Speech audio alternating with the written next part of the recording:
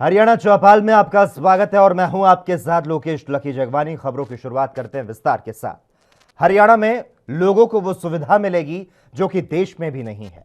मुख्यमंत्री मनोहर लाल ने एक बड़ा दावा किया है। उन्होंने कहा है कि परिवार पहचान पत्र बनाने वाला हरियाणा विश्व का पहला प्रदेश है। हरियाणा के अलावा भारत देश में ही नहीं बल्कि विश्व में ऐसी कहीं भी ये व्यवस्था नहीं है जहां पर परिवार पहचान पत्र बनाए गए हों। परिवार पहचान पत्र से व्यक्तियों को सरकार की योजनाओं का समय पर आसानी से लाभ मिल सकेगा। 18 साल की आयु पूरी होने पर वोटर कार्ड बन जाएगा। दिव्यांगों की पहचान और वेरिफिकेशन की जा रही है, जिसका 28% कार्य हो चुका है। ये जानकारी मुख्यमंत्री मनोहर लाल ने ट्वीट करते हुए दी।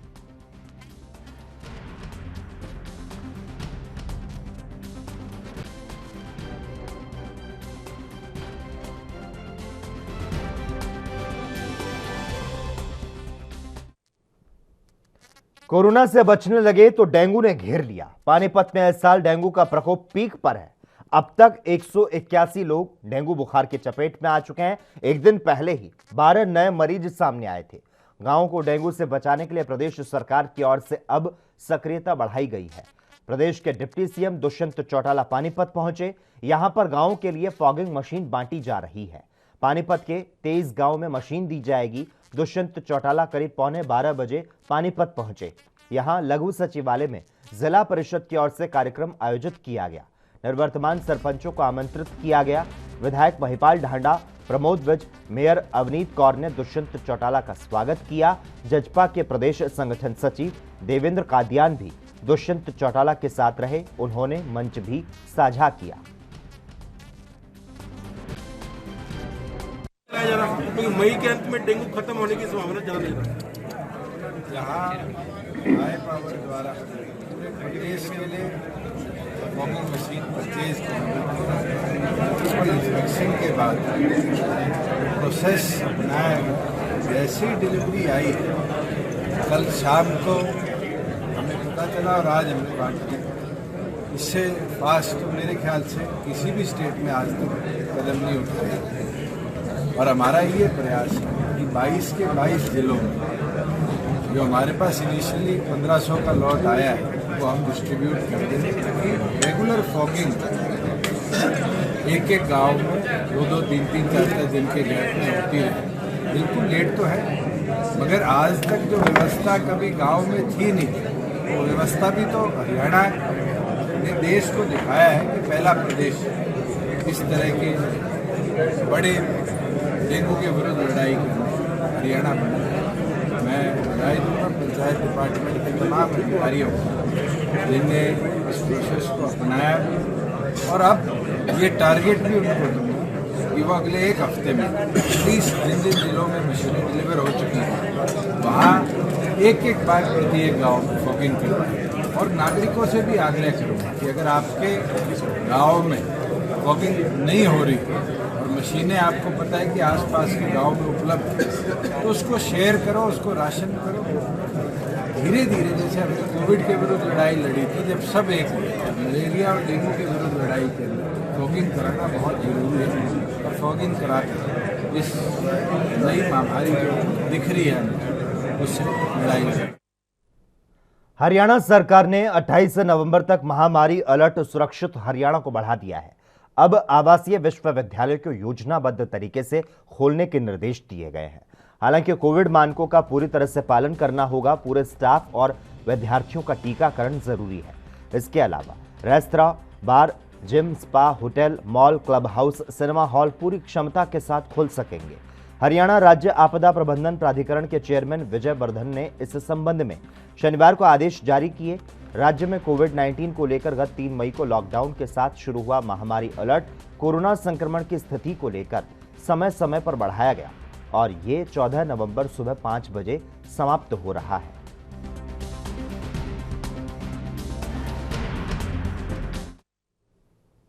हरियाणा के शिक्षा मंत्री कंवरपाल गुर्जर ने प्रदेश कांग्रेस अध्यक्ष कुमारी शैलजा के उस बयान पर पलटवार किया जिसमें उन्होंने कहा कि बीजेपी जेजेपी का गठबंधन स्वार्थों का गठबंधन है। शिक्षा मंत्री गुर्जर ने कहा कि यह जनहित में किया गया गठबंधन है। हरियाणा में किसी पार्टी का बहुमत नहीं आया था। उन परिस्थितियों में दोनों पार्टियों ने कॉमन मिनिमम प्रोग्राम के तहत गठबंधन किया, जो व्यक्तिगत स्वार्थ के लिए नहीं बल्कि जनहित के लिए किया गया गठबंधन है। मीडिया से बातचीत में कंवरपाल ने कहा कि बीजेपी ने ऐलनाबाद में अच्छा प्रदर्शन किया, वहां वोट का प्रतिशत बढ़ा है।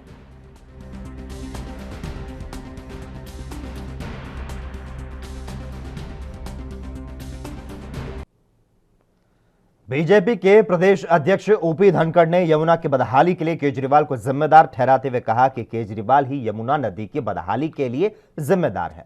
और क्या कुछ कहा उन्होंने, सुनाते हैं आपको।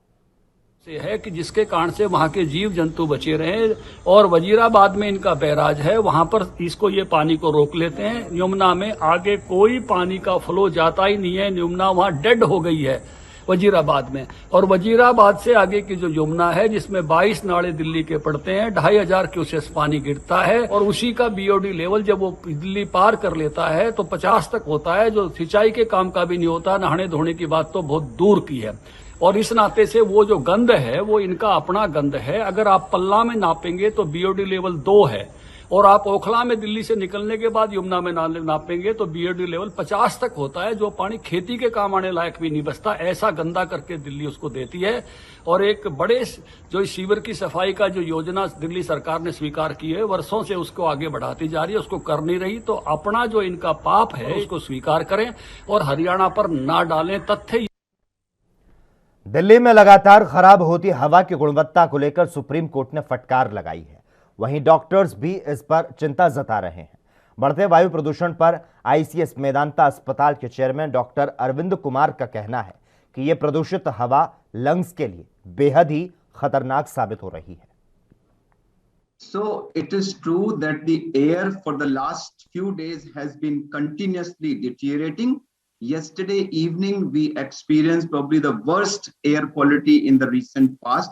And it was so bad that although I have no respiratory problem, but Shalini, even I was actually feeling suffocated and choked while I was going home yesterday evening. It was really unfit for human consumption.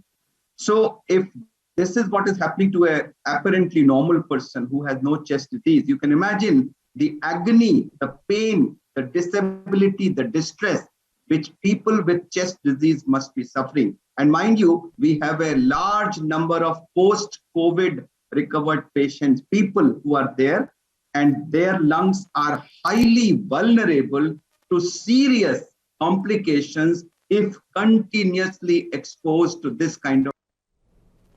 Gurugram शहर में वायु प्रदूषण का स्तर कम होने के बजाय बढ़ता जा रहा है। शुक्रवार इस सप्ताह का सबसे प्रदूषित दिन रहा। PM 2.5 प्रदूषण का स्तर 442 तक पहुंच गया, जो कि इस सप्ताह में सबसे ज्यादा है। PM 2.5 का स्तर 50 से अधिक होने पर स्वास्थ्य के लिए हानिकारक होता है, और यही कारण है कि बढ़ता वायु प्रदूषण चिंता का विषय बना हुआ है। डॉक्टरों का कहना है कि लगातार प्रदूषण रहने से स्वस्थ लोगों के लिए यह घातक होने लगता है। दरअसल शहर में प्रदूषण के मूल कारणों पर कोई ध्यान नहीं दिया जा रहा। शहर में बहुत सी जगह ऐसी है जहां पर धूल कण उड़ती है, कई जगह तो सड़कें ही नहीं हैं। अधिक प्रदूषण के कारण दमा मरीजों के अलावा लोगों के गले में खराबी और सिरदर्द की समस्या बढ़ रही है।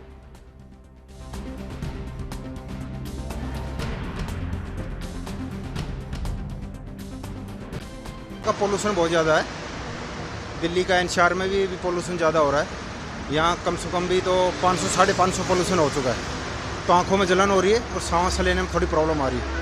तो इसलिए सुबह सुबह थोड़ा वॉकिंग कर लेते हैं और रनिंग कर आते हैं। अब बिल्कुल आंखों में क्या दिक्कत है? क्या अभी सर है, प्रॉब्लम आ रही है, आंखों में थोड़ा जलन टाइप हो रहा है। क्या इसके लिए क्या सोल्यूशन क्या है, क्या करना चाहिए? सॉल्यूशन सर ये है कि अपना मास्क लगाना चाहिए। मास्क अच्छी चीज़ है सर। मास्क से जिससे फेफड़ों में प्रभाव पड़ता है पोल्यूशन का, तो वो कम हो जाए। और सर बाकी तो और क्या है सर, आँखों का तो कुछ इलाज है नहीं, इससे तो प्रदूषण ज़्यादा हो रहा है। नाम बताइए। संजय चौधरी। चौधरी जी, प्रदूषण का स्तर इस समय कितना है गुरुग्राम में? 400 के करीब होगा। कितना खतरनाक है? रोज आप निकलते हैं? रोज निकलता हूँ, लेकिन खतरनाक तो है सर। क्या सेहत के लिए तो बहुत खतरनाक है। इस समय क्या क्या दिक्कतें महसूस कर रहे हो आप? थोड़ा आँखों में जलन होती है। और गले वगैरह में? नहीं, गले में तो अभी तक कोई प्रॉब्लम। हरियाणा विद्यालय शिक्षा बोर्ड ने अध्यापक पात्रता परीक्षा का शेड्यूल जारी कर दिया है। इस साल HTET का आयोजन 18 और 19 दिसंबर को किया जाएगा। अभ्यर्थी इसके लिए 15 नवंबर से ऑनलाइन आवेदन कर सकते हैं। बोर्ड की ओर से जारी नियमों के अनुसार अगर किसी अभ्यर्थी ने एक से ज्यादा आवेदन किए तो उसका आवेदन रद्द कर दिया जाएगा। ऑनलाइन आवेदन की आखिरी तारीख 25 नवंबर रात 12 बजे तक होगी। परीक्षा शनिवार और रविवार को होगी। बोर्ड के चेयरमैन डॉक्टर जगबीर सिंह ने बताया कि अभ्यर्थी सिर्फ ऑनलाइन ही आवेदन कर सकता है। 25 नवंबर के बाद आवेदन या 28 के बाद गलती सुधार का मौका नहीं दिया जाएगा।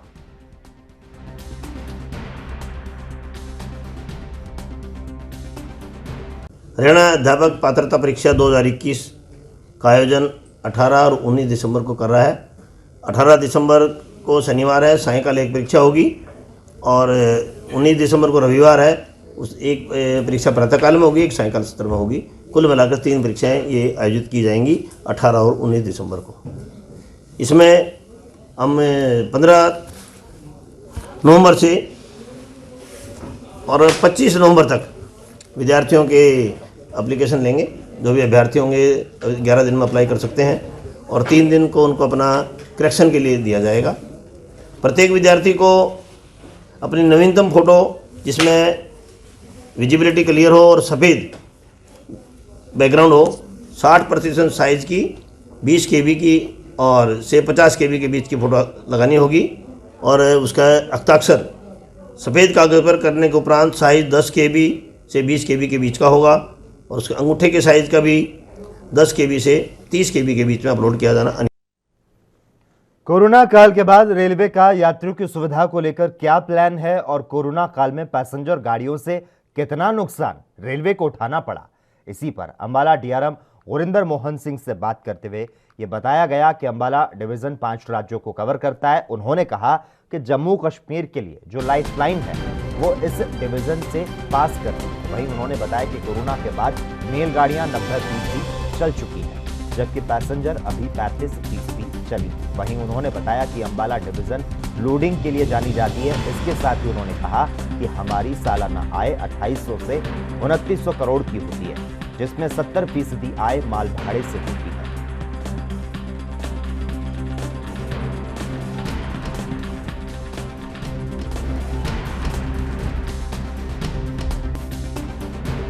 हरियाणा के रेवाड़ी में स्थानीय रेलवे स्टेशन पर बम मिलने की सूचना से हड़कंप मच गया। सूचना मिलने के बाद रेलवे स्टेशन पर काफी संख्या में पुलिस कर्मचारी तैनात थे। स्टेशन पर RPF, GRP और जिला पुलिस के अधिकारी, डॉग स्क्वाड और बम निरोधक दस्ते के साथ ट्रेन और प्लेटफॉर्म पर यात्रियों के सामान की जांच की गई।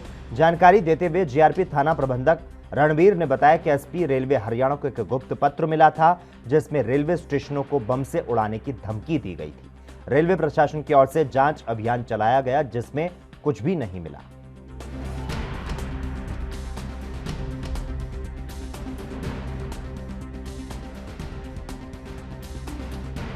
स्टेट की और सेंटर की जो इंटेलिजेंस एजेंसियां हैं वहाँ से एक इनपुट मिला है, जिसके अंदर हरियाणा के 7-8 रेलवे स्टेशन हैं, उनको बम से उड़ाने की धमकी दी गई है और इसके अंदर अपना रिवाड़ी स्टेशन भी उसी में आता है। तो उसके तहत अभी एक्स्ट्रा जाब्ता किया गया है। सादा वर्दी में और वर्दी में हथियारों के साथ स्टाफ लगाए गए हैं, राउंड द क्लॉक, जो निरंतर लगातार इसमें निगरानी रख रहे हैं। स्टेशन पर आने जाने वाले सभी यात्रियों पर, उनके सामानों पर चेकिंग की जा रही है, नज़र रखी जा रही है। आगे और भी अधिक सावधानी बरती जाएगी ताकि कोई अनहोनी घटना ना हो सके। जागरूकता के लिए अनाउंसमेंट किया जा रहा है और उसमें मेरा स्टाफ भी अनाउंसमेंट कर रहा है और स्टेशन के जो उद्घोषणा कक्ष है वहाँ से भी यही अनाउंसमेंट लगातार की जा रही है। जागरूक किया जा रहा है यात्रियों को। कभी कोई लावारिस सामान किसी के पास कोई हो तो उसकी तुरंत सूचना रेलवे कर्मचारी को दें या फिर हमें रेलवे पुलिस को दें या फिर RPF को दें, ताकि उस पर त्वरित कार्रवाई की जा सके। कोई अतिरिक्त मांग भी की आपने? अतिरिक्त कुछ अभी हमने कुछ जो इक्विपमेंट हैं यात्रियों के सामान की चेकिंग के, यात्रियों की चेकिंग के DFMD, HHMD को हमने डिमांड की, वो सोमवार तक हमारे पास आ जाएगी। हरियाणा चौपाल में खबरों का सिलसिला लगातार जारी रहेगा। हम यहां पर रुकते हैं एक छोटे से ब्रेक के लिए।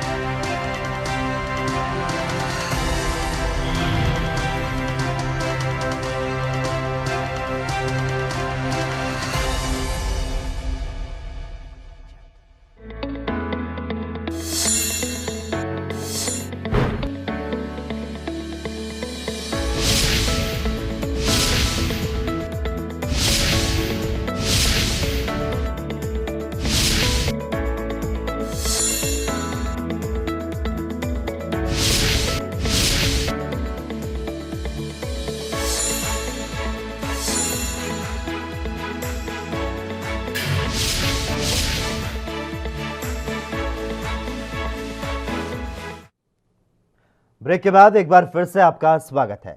हरियाणा पेट्रोलियम डीलर्स एसोसिएशन ने 15 नवंबर की सुबह 6 बजे से 16 नवंबर की सुबह 6 बजे तक हड़ताल का आह्वान किया है। एसोसिएशन के वरिष्ठ वीसी पलविंदर सिंह ने कहा कि हम सरकार से मांग करते हैं कि हमारा कमीशन बढ़ाया जाए, एक्साइज ड्यूटी में कटौती से हुए नुकसान की भरपाई की जाए। उन्होंने कहा कि मांगे पूरी न होने पर विरोध तेज कर दिया जाएगा।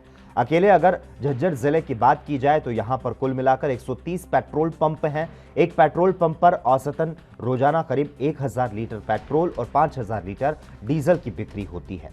जब 15 नवंबर को जिले के सभी पेट्रोल पंप बंद रहेंगे तो यहां करीब 1,30,000 लीटर पेट्रोल और 6,50,000 लीटर डीजल नहीं बिकेगा, जिससे लगभग 15.5 करोड़ रुपए का लेन देन प्रभावित हो सकता है।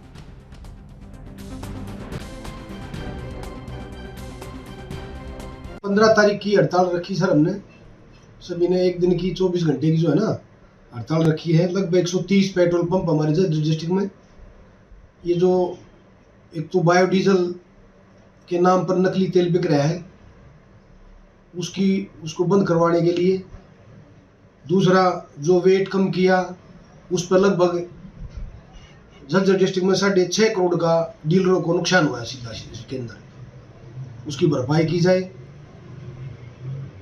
2017 से आज तक हमारा कोई भी कमीशन नहीं बढ़ाया है, उसमें हम चाहते हैं भी कोई कमीशन भी बढ़ाया जाए हमारे उसका, सरकार इस पर ध्यान दे। और हम जनता के साथ हैं कि उनकी असुविधा के लिए नहीं है। अगर किसी को ज़्यादा दिक्कत समझे तो पहले दिन हमारा टैंक फुल करवा लें ताकि उनको किसी प्रकार की कोई दिक्कत ना। बॉलीवुड एक्ट्रेस कंगना रनौत द्वारा भीख में मिली आजादी के बयान के विरोध में चंडीगढ़ कांग्रेस की ओर से देशद्रोह का मामला दर्ज करवाया गया। सेक्टर 17 पुलिस स्टेशन में कांग्रेसी कार्यकर्ता पहुंचे, जहां पर उन्होंने मामला दर्ज करवाया।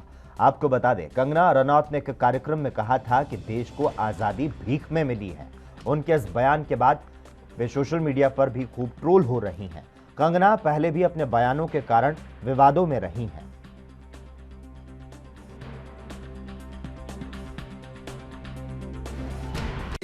ਇੱਧਰ ਪਹੁੰਚੋ ਸੈਕਟਰ 17 ਦੇ ਵਿੱਚ ਥਾਣੇ ਦੇ ਵਿੱਚ ਕਿਹੜੇ ਮੁੱਦੇ ਨੂੰ ਲੈ ਕੇ ਪਹੁੰਚੋਗੇ? ਪਿਛਲੇ ਦਿਨੀ ਕੰਗਨਾ ਰਣੌਤ ਜਿਹੜੀ ਆਪਣੇ ਆਪ ਨੂੰ ਦੇਸ਼ ਦੀ ਬਹੁਤ ਵੱਡੀ ਫਿਲਮ ਐਕਟਰ ਸਮਝਦੀ ਹੈ, ਉਸਨੇ ਇੱਕ ਇਹੋ ਜਿਹਾ ਬਿਆਨ ਦੇ ਦਿੱਤਾ ਜਿਹਦੇ ਵਿੱਚ ਹਰ ਹਿੰਦੁਸਤਾਨੀ ਅੱਜ ਮਹਿਸੂਸ ਕਰ ਰਿਹਾ ਕਿ ਉਸਨੇ ਉਹ ਆਜ਼ਾਦੀ ਦੇ ਘੁਲਾਟੀਆਂ ਦੀ ਬੇਇੱਜ਼ਤੀ ਕੀਤੀ ਹੈ ਜਿਨ੍ਹਾਂ ਨੇ ਆਪਣੀਆਂ ਜਾਨਾਂ ਕੁਰਬਾਨ ਕਰਤੀਆਂ, ਪਰਿਵਾਰ ਵਾਰ ਦਿੱਤੇ, ਆਪਣੀਆਂ ਜਵਾਨੀਆਂ ਜੇਲ੍ਹਾਂ 'ਚ ਕੱਟ ਦਿੱਤੀਆਂ, ਫਾਂਸੀਆਂ ਦੇ ਫੰਦਿਆਂ ਦੇ ਝੂਲ ਗਏ कि 2014 'ਚ ਹੀ ਆਜ਼ਾਦੀ ਮਿਲੀ ਹੈ। 2047 ਜਿਹੜੀ ਆਜ਼ਾਦੀ 1947 ਜਿਹੜੀ ਆਜ਼ਾਦੀ ਮਿਲੀ ਸੀ ਉਹ ਇੱਕ ਭੀਖ ਮਿਲੀ ਸੀ। ਇਹ ਅਸੀਂ ਸਮਝਦੇ ਹਾਂ ਕਿ ਸਿੱਧਾ ਇੱਕ ਦੇਸ਼ ਧਰੋਹ ਦਾ ਮਾਮਲਾ ਹੈ। ਔਰ ਨਾਲ ਅਸੀਂ ਇਹ ਵੀ ਮਹਿਸੂਸ ਕਰਦੇ ਹਾਂ ਕਿ ਇਹ ਇੱਕ ਸੋਚੀ ਸਮਝੀ ਸਾਜ਼ਿਸ਼ ਹੈ ਇਸ ਦੇਸ਼ ਦੇ ਵਿੱਚ ਹੇਠ ਫੈਲਾਉਣ ਦੀ। ਉਹ ਤੋਤੀ ਬਣ ਚੁੱਕੀ ਹੈ ਮੋਦੀ ਜੀ ਦੀ। ਪਿਛਲੇ ਵੀ ਉਹਦਾ ਰਿਕਾਰਡ ਇਹੀ ਦੱਸਦਾ ਹੈ ਕਿ ਉਹਨੂੰ ਸ਼ਾਇਦ ਕੰਟਰੋਵਰਸ਼ੀਅਲ ਬਿਆਨ ਦੇ ਕੇ ਸ਼ਾਇਦ ਬੜੀ ਸ਼ੋਹਰਤ ਮਿਲਦੀ ਹੈ।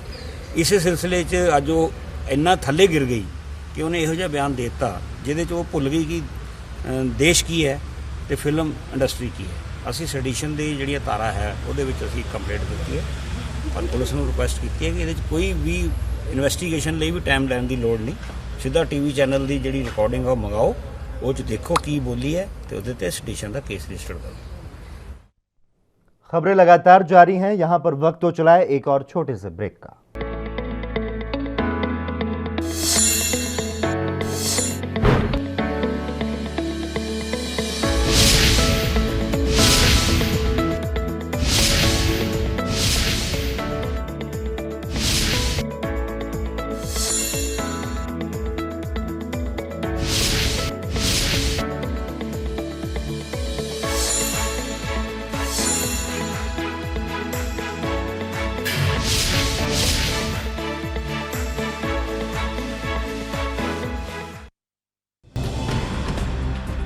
BR सेठ जी मेमोरियल हॉस्पिटल सैफई की तरफ से सैफई महोत्सव के संस्थापक और सैफई के प्रथम ब्लॉक प्रमुख कीर्ति पुरुष रणवीर सिंह यादव जी की 19वीं पुण्यतिथि पर विनम्र श्रद्धांजलि।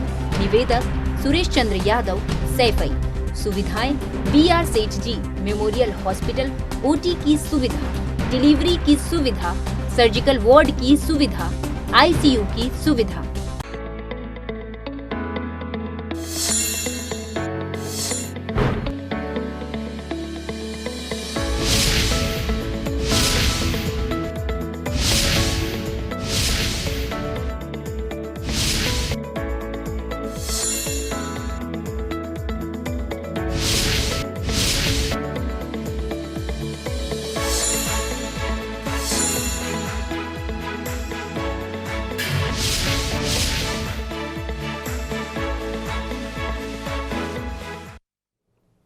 ब्रेक के बाद एक बार फिर से आपका स्वागत है। सोनीपत के गांव हलालपुर में महिला पहलवान निशा और उसके भाई सूरज की हत्या मामले में आज मुख्य आरोपी पवन और सचिन को कोर्ट में पेश किया गया। डॉक्टर रेणु सोलंकी की अदालत में दोनों आरोपियों को पेश किया गया। पुलिस ने दोनों मुख्य आरोपियों के 5 दिन के रिमांड की मांग की थी, लेकिन आरोपी पवन और सचिन को 3 दिन के पुलिस रिमांड पर भेजा गया। वहीं वारदात में शामिल आरोपी की पत्नी सुजाता को 1 दिन के रिमांड के बाद जेल भेज दिया गया।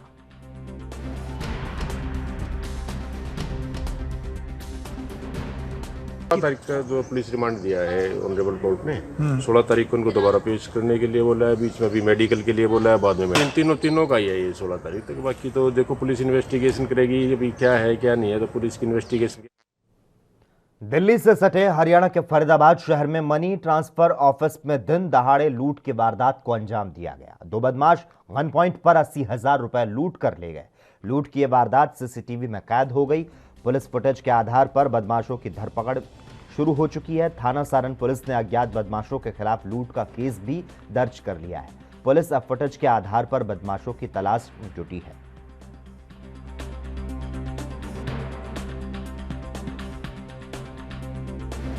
मैं, मेरी वाइफ और मेरी बच्ची अंदर थे और 80,000 रुपये के आसपास से लूट हुई है। बंधक नहीं बनाया, बस हफ्ते में जगह पर हम लोग बैठे हुए थे, बोल दिया था कि आपको कुछ करो गोली मार दूंगा। जी जी। इस हम लोग अपनी जगह पे बैठ गए। अपने अंदर आके उन्होंने पूरा गला खंगाला और पूरा गले में से पैसा। 4-4:15 बजे की बात है कि एक दुकानदार है और वो रोज़मर्रा की चीज़ें जो अपनी दुकान के ऊपर अपनी वाइफ के साथ रूटीन से बैठता है, और उसने जो फार्म वगैरह भरते हैं, मनी ट्रांसफ़र करते हैं, इस तरह का उसका वर्क है। तो रूटीन में जो वो बैठा था तो 2 नौजवान लड़के आए और उन्होंने फार्म का बहाना बनाया और उन्होंने उससे उसके ड्रोल में रखे हुए 50 से 60,000 रुपये बता रहा था अभी, तो वो उसके छीन के और भाग गए। रेवाड़ी थाना शहर के तहत जगन गेट चौकी पुलिस ने घरेलू विवाद में गोली चलाने के मामले में अवैध पिस्तौल उपलब्ध कराने वाले मोहल्ला रामबास निवासी राहुल को गिरफ्तार किया। दरअसल रेवाड़ी के मोहल्ला तोपचीवाड़ा में बच्चों को डांटने पर एक युवक ने अपनी ही भाभी पर गोली चला दी। महिला गोली से बाल बाल बच गई तो वहीं आरोपी युवक मौके से फरार हो गया। इस सूचना के बाद डीएसपी मोहम्मद जमाल और शहर थाना पुलिस मौके पर पहुंची। बाद में पुलिस ने आरोपी युवक को गिरफ्तार कर लिया। पकड़े गए आरोपियों को आज न्यायालय में पेश किया।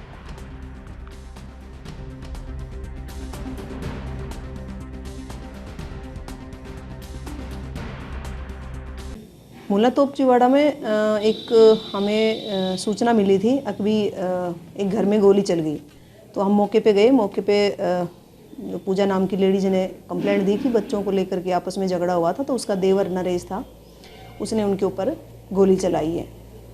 तो उसके बाद हमने उस लड़के को अरेस्ट कर लिया, असला मुकदमा दर्ज करके उसको अरेस्ट कर लिया। अरेस्ट करने के बाद उसका असला बरामद कर लिया उससे। और हरियाणा चौपाल में फिलहाल बस इतना ही। तमाम अहम खबरों के लिए लगातार आप जुड़े रहिए हमारे साथ और देखते रहिए ANB न्यूज़।